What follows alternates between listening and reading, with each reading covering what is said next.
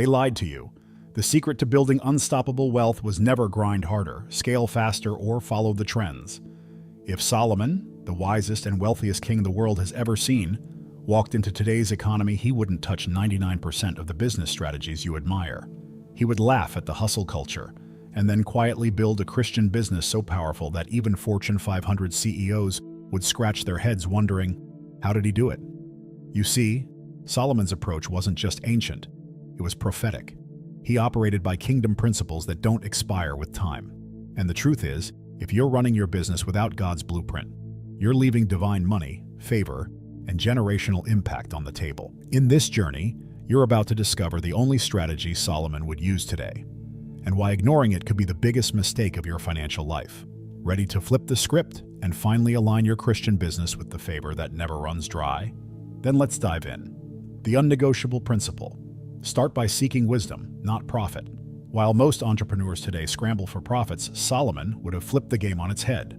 He knew, and proved, that wisdom is the only foundation sturdy enough to support a thriving Christian business. Proverbs 4:7 says, "Wisdom is the principal thing, therefore get wisdom. Without wisdom, even mountains of money can crumble overnight." In a godly business, profit is a byproduct, not the main pursuit. Imagine if before launching a product, building a brand, or investing in real estate, people first prayed, fasted, and studied the wisdom of Proverbs and Ecclesiastes. Crazy, right? But that's exactly what Solomon would have done. And he became the wealthiest man alive without ever pitching a venture capitalist.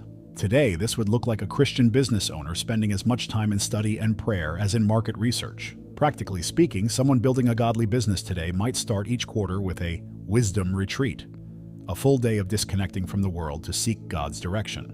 Solomon would advise them to meditate on scriptures like James 1:5. "If any of you lacks wisdom, let him ask of God." Instead of rushing into trends, they would wait on divine downloads, trusting that heaven's insight outperforms human algorithms. And this foundation of wisdom isn't a one-time event, it's a lifestyle. Solomon's strategy would keep you humble, alert, and tuned into the voice that knows where the real treasures are hidden. Now, if wisdom is the cornerstone, where exactly would Solomon plant his first seeds? Building a godly business. Plant where God sends, not where the market points. In a world obsessed with trends and market gaps, Solomon would have made his moves based on divine instruction, not market noise. The idea of following the money would have sounded foolish to him. In Ecclesiastes 11:6, he reminds us, "In the morning sow your seed, and at evening withhold not your hand, for you do not know which will prosper." A true Christian business plants seeds where God says, even if the soil looks dry to human eyes. Think about it. While others are busy chasing whatever's trending, AI, crypto, NFTs, the godly business builder seeks the ancient paths. Maybe it's starting a Christian counseling service in a small town instead of a tech startup in Silicon Valley. Maybe it's opening a farm that honors Sabbath rest. It sounds upside down, but that's exactly how Solomon would spot the soil nobody else recognizes as fertile. Real-world example, Chick-fil-A. They decided to stay closed on Sundays. Completely illogical by worldly business standards. And yet they outperform competitors who are open 7 days a week. That's what happens when you plant where God points, not where the market shouts. Solomon would nod in approval, quoting Psalm 1:3 about trees planted by streams of water, bearing fruit in season. And here's the kicker. Planting in God's direction often looks foolish until the harvest comes. So the real question isn't, where's the market hot? The real question is, where is God calling me to sow? Because Solomon knew, obedience beats opportunity every single time. Now, once the seed is in the ground, how would Solomon protect and multiply what's growing? Smart diversification. Solomon's method to multiply wealth without losing faith. Diversification wasn't just a Wall Street buzzword for Solomon, it was a spiritual strategy. Ecclesiastes 11:2 says, "Give a portion to 7, or even to 8, for you know not what disaster may happen on earth." In Christian business, Solomon would never put all his eggs in one basket. Not out of fear, but out of wisdom. Because true stewardship means preparing for unseen seasons while trusting God with the outcomes. In today's terms, this would look like a godly business owner spreading investments across real estate, agriculture, ethical stocks, and kingdom-driven startups. Instead of chasing the next big thing, they would build a portfolio that honors God's principle of sustainability. Investing in Christian education initiatives, organic farming, or even Christian media platforms could all be part of Solomon's modern blueprint. But here's the catch. Diversification isn't an excuse for distraction. Solomon would advise staying laser-focused within a calling, just wisely branching out under that umbrella. For example, if your Christian business is in publishing, don't just sell books. Build courses, host events, launch a podcast. One tree, many fruits. Money isn't just multiplied by addition, it's multiplied by strategic branching. And remember, faith doesn't cancel prudence. Solomon's diversification model teaches that trusting God with your harvest also means being smart about your planting. Now, if Solomon spread seeds wisely, he certainly didn't do it alone. So, who would he have by his side to build all of this? The hidden secret. The power of strategic alliances in Christian business. Solomon understood something many entrepreneurs still miss. Partnerships can make or break a vision. 1 Kings 5 shows Solomon forming an alliance with King Hiram of Tyre to supply timber for the temple, a project far bigger than Solomon could build alone. In godly business, choosing the right allies isn't optional. It's mission critical. Kingdom partnerships aren't just about money, they're about shared vision, values, and divine alignment. In today's world, that might mean teaming up with Christian mentors, God-fearing investors, or faith-based nonprofits to amplify impact. It's not about getting bigger faster. It's about staying faithful longer. Imagine building a Christian business and partnering with a kingdom-focused marketing agency instead of a flashy firm that doesn't align with your values. That's the kind of decision Solomon would cheer for. But be warned, not every open hand is a God-sent ally. Solomon's wisdom teaches that strategic alliances require discernment. Proverbs 13:20 reminds us, "Whoever walks with the wise becomes wise, but the companion of fools will suffer harm." Align yourself with partners who point you closer to God, not closer to compromise. Your money, your mission, and your longevity depend on it. And the beauty? When alliances are God-ordained, the results multiply supernaturally. One can put 1,000 to flight, two, 10,000, Deuteronomy 32:30. Now, speaking of stewardship, how would Solomon handle all the money flowing from these kingdom collaborations? Manage like a steward, not like an owner. The true biblical vision about money. Solomon never saw himself as the ultimate owner of his wealth. He saw himself as a steward. Psalm 24:1 sets the tone clearly. The earth is the Lord's, and everything in it. In Christian business, the money in your hand isn't really yours, it's God's. Solomon's view would shift everything, from spending to investing, from hiring to scaling. Stewardship would be the golden thread through it all. Imagine running your business the way Joseph ran Egypt's resources, with care, vision, and integrity, knowing it was all on loan from the King of Kings. In godly business, the question isn't how much can I make, but how much can I multiply for God's glory? Solomon would encourage budgeting not out of scarcity, but out of sacred responsibility. Every dollar is a seed meant to bear kingdom fruit. Practically, this might mean a Christian business setting aside a kingdom fund, a percentage of profits dedicated to missions, widows, or kingdom projects.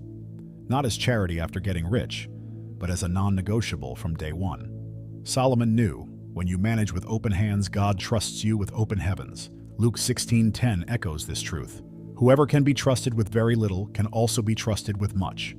And if managing money God's way feels radical, just wait until you see how Solomon planned. Not just for the next season, but for the next 100 years. Plan for generations, not just immediate gains. While today's world screams, "Get rich quick," Solomon would quietly build wealth that outlives him. Proverbs 13:22 says, "A good man leaves an inheritance to his children's children." In Christian business, short-term wins are exciting, but generational vision is where true legacy lies. Solomon didn't just accumulate money, he architected a dynasty that influenced Israel for decades after his reign. Think of a godly business owner today who not only invests in real estate or businesses, but also establishes trusts, scholarship funds, or mentorship programs for future leaders. Solomon's strategy would have included setting up structures that bless generations, because in his mind, money was a river meant to flow, not a pond meant to stagnate. Wealth should empower missions, ministries, and future Christian entrepreneurs. Practical example.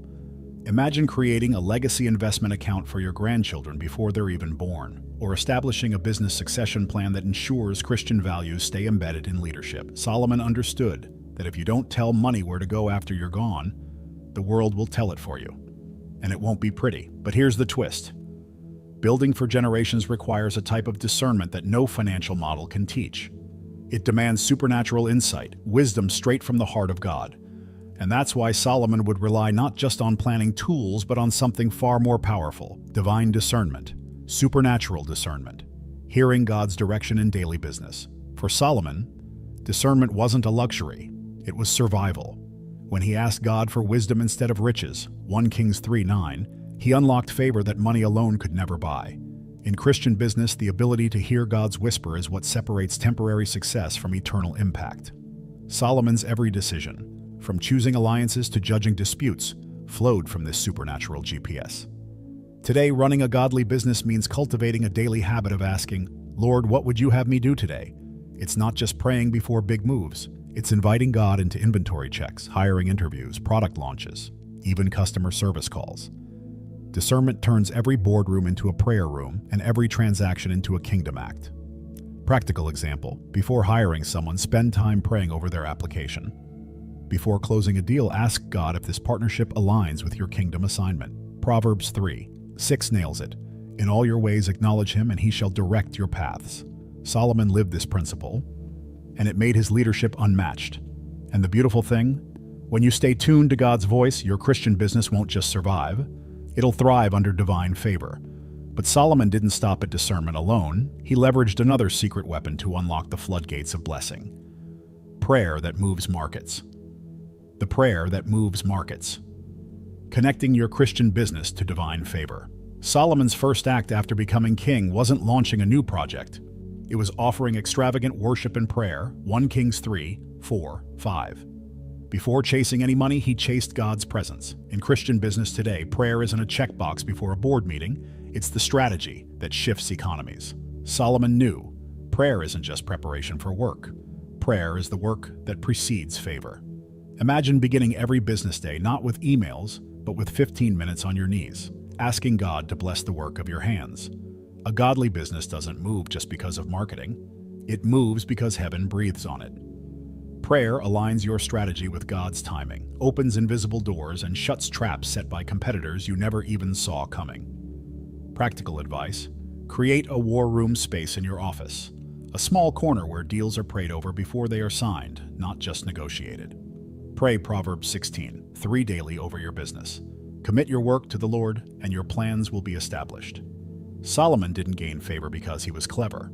He gained it because he was connected. And here's the thrilling part. Once you learn to merge relentless prayer with excellent planning, you'll realize why Solomon didn't need to chase opportunities. Opportunities chased him. So, if all these principles stirred your heart, it's time to seal this with a prayer designed for modern-day kingdom builders. Now that you've seen the only strategy Solomon would use today, the real question is, what will you do about it? Will you keep chasing trends, scrambling for profits, and hoping something finally works? Or will you dare to build the kind of Christian business that heaven itself would approve of, rooted in wisdom, stewardship, discernment, and supernatural favor? Imagine where your life, your family, and your legacy could be 1 year from now if you decided today to stop following the crowd and start following the blueprint of the wisest man who ever lived. What would change if you stopped chasing money and started building alongside God? Write in the comments, "I want Solomon's wisdom in my business." And watch how this powerful declaration will change the course of your business and finances starting today. If this message stirred something deep inside you, consider supporting our ministry through the link in the description. It helps us continue bringing kingdom strategies to entrepreneurs like you. And don't forget to subscribe to the channel and turn on notifications, so you never miss a step on this journey of building the business God dreamed for you. Let's keep growing together.